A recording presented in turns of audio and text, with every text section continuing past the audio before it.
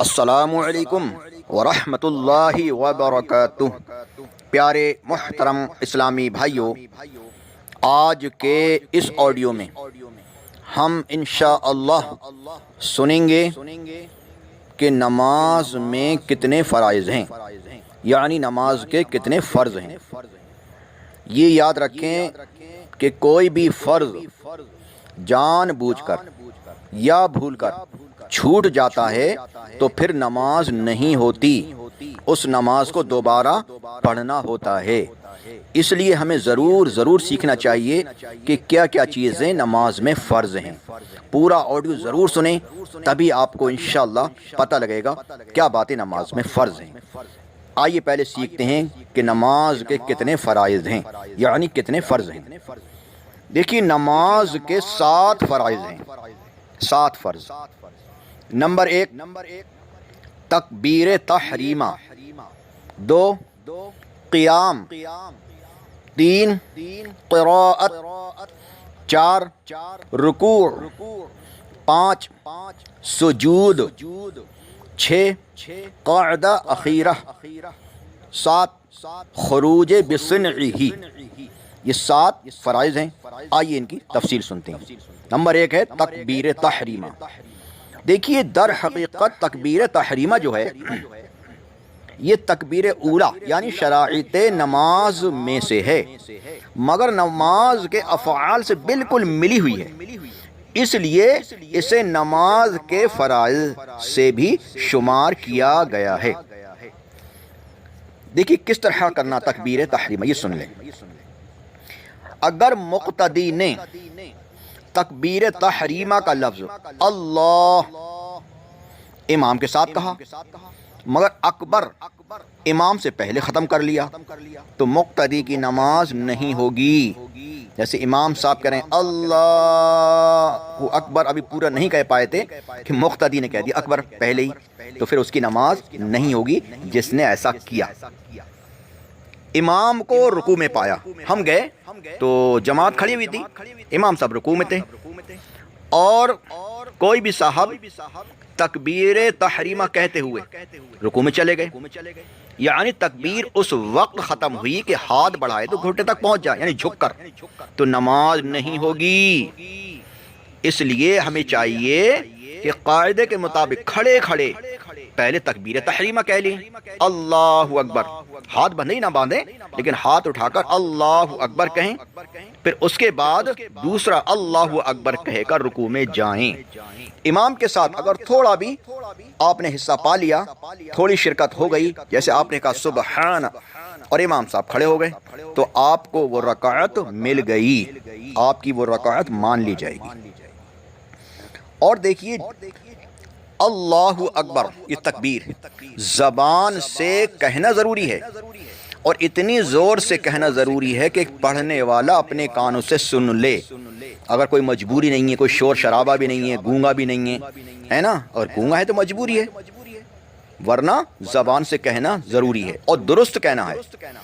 اگر لفظ اللہ کو اللہ کہا یا اکبر کو اکبر کہا یا اکبار کہا تو نماز نہیں ہوگی، یعنی الف کھینچ دیا تب بھی نہیں، اور با کھینچ دیا تب بھی نہیں، اور اکبر کا آ کھینچ دیا تب بھی نہیں۔ اس طرح پڑھنا ہے اللہ اکبر، صرف لام کھینچنا ہے۔ اور اگر کسی نے معنی فاسد سمجھ کر جان بوجھ کر ایسا کیا تو وہ کافر ہے۔ اللہ اکبر۔ پیارے اسلامی بھائیوں، کبھی کبھی نمازیوں کی تعداد زیادہ ہونے کی وجہ سے پیچھے آواز پہنچانے والے مکبروں کی اکثریت علم کی کمی کی وجہ سے آج کل اکبر کو اکبار کہتے ہوئے سنائی دیتے ہیں، جیسے کہتے ہیں اللہ اکبر بار، اس طرح ان کی اپنی نماز بھی نہیں ہوتی جو مکبر ہیں، اور جنہوں نے ان کی تکبیر پر رکوع کیا، سجدہ کیا ہے نا، انتقالات کیے، تو ان کی نماز بھی نہیں ہوئی۔ اللہ اکبر۔ اس لیے بغیر سیکھے کبھی مکبر نہیں بننا چاہیے۔ اگر کسی کو پہلی رکعت کا رکوع مل گیا تو اس کو تکبیر اولا کی فضیلت مل گئی۔ یہ تھا پہلا فرض، تکبیر تحریمہ۔ نمبر 2 قیام۔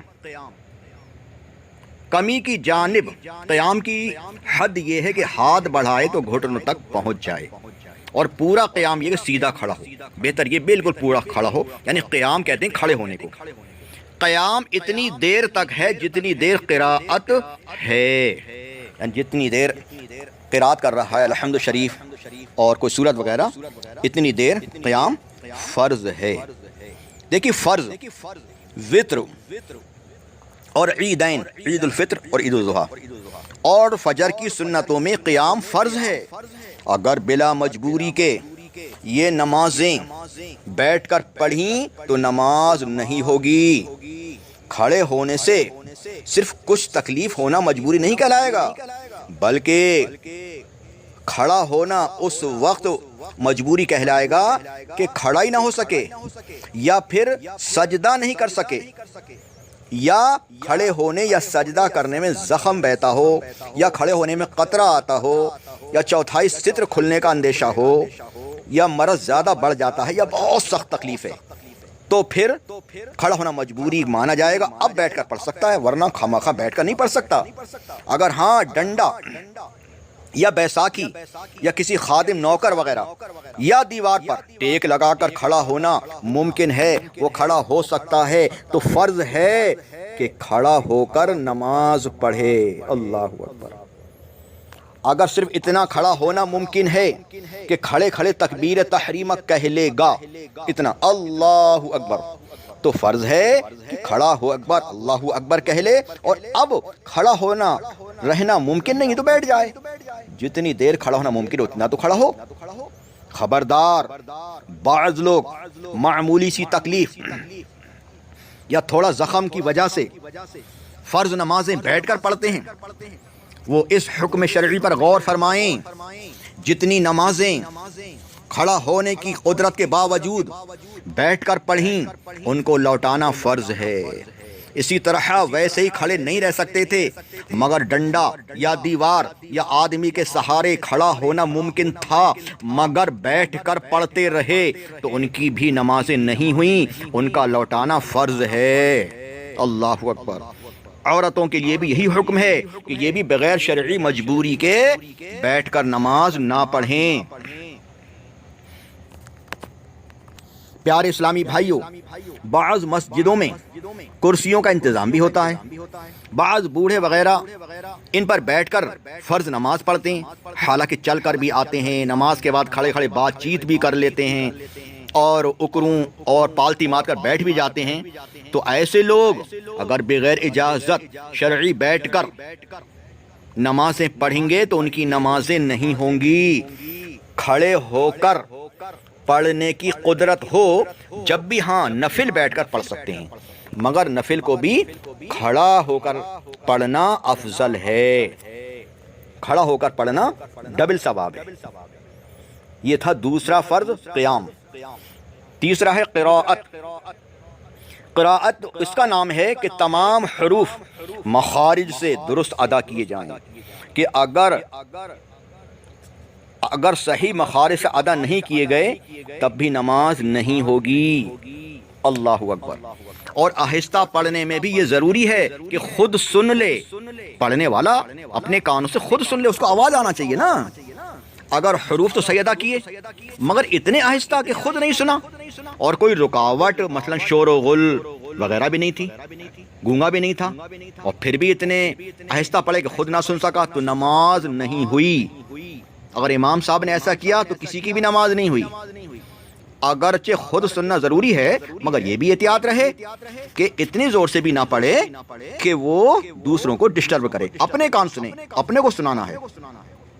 اور نماز کے علاوہ بھی جہاں کچھ کہنا یا پڑھنا مقرر کیا گیا ہے، اس سے بھی یہی مراد ہے کہ کم سے کم اتنی آواز ہو کہ خود سن سکے، جیسے طلاق دینے، آزاد کرنے یا جانور وغیرہ ذبح کرنے کے لیے اللہ کا نام لینے میں اتنی آواز ضروری ہے کہ خود سن سکے۔ اسی طرح درود شریف اوراد و وظائف پڑھتے ہوئے بھی کم سے کم اتنی آواز ہونی چاہیے کہ خود سن سکے، تبھی پڑھنا کہلائے گا۔ لیکن ہمارے مسلمان بھائی بہت سے ایسے ہیں، نمازیں پڑھتے ہیں تو نہ زبان ہلتی ہے، نہ ہونٹ ہلتے ہیں، نہ ان کی اپنی آواز آتی ہے، اس طرح ان کی نمازیں نہیں ہوتی۔ اس طرح کہیں کلمہ خوانی ہوتی ہے، چنے خوانی ہوتی ہے، بس دانے گرائے جاتے ہیں، ہونٹ بند رہتے ہیں، زبانیں بند رہتی ہیں، اس طرح ان کا پڑھنا نہیں کہلائے گا۔ یہ یاد رکھیں کہ ہونٹ بھی ہلنا ہے، زبان بھی ہلنا ہے، ساتھ میں اتنی آواز سرسراہٹ نکلے کہ پڑھنے والا اپنے کان سن لے، تبھی پڑھنا کہلائے گا۔ اللہ اکبر۔ یہ یاد رکھنا کہ ایک آیت پڑھنا فرض کی 2 رکعتوں میں اور وتر سنتیں اور نفل کی ہر رکعت میں امام کے لیے ضروری ہے، اور کوئی اکیلا نماز پڑھ رہا ہے اس کے لیے بھی فرض ہے۔ مقتدی کو نماز میں قرات جائز نہیں، چاہے سری نماز ہو یا جہری، یہاں چاہے وہ امام صاحب زور سے قرات کر رہے ہوں فجر، مغرب اور عشاء میں، یا آہستہ کر رہے ہوں ظہر اور عصر میں، امام صاحب کی قرات ہی مقتدی کی قرات ہے، مقتدی خاموشی کے ساتھ سنیں گے۔ فرضوں میں ٹھہر ٹھہر کر قرات کرے، اور تراویح میں درمیانی انداز پر، اور رات کے نوافل میں جلد پڑھنے کی اجازت ہے، مگر ایسا پڑھے کہ سمجھ میں آ سکے، یعنی کم سے کم مد کا جو درجہ قاریوں نے رکھا ہے اس کو ادا کر رہے، ورنہ حرام ہے، اس لیے کہ ترتیل سے یعنی ٹھہر ٹھہر کر قرآن پڑھنے کا حکم ہے۔ آج کل کے ہمارے حافظ صاحبان اس طرح پڑھتے ہیں کہ مد کا ہونا تو بڑی بات ہے، یعلمون تعلمون کے سوا کسی لفظ کا پتہ ہی نہیں چلتا۔ اللہ اکبر۔ اگر جلدی جلدی پڑھنے میں لفظ کے لفظ کھا گئے اور معنی بدل گئے تو نماز نہیں ہوگی۔ اللہ اکبر۔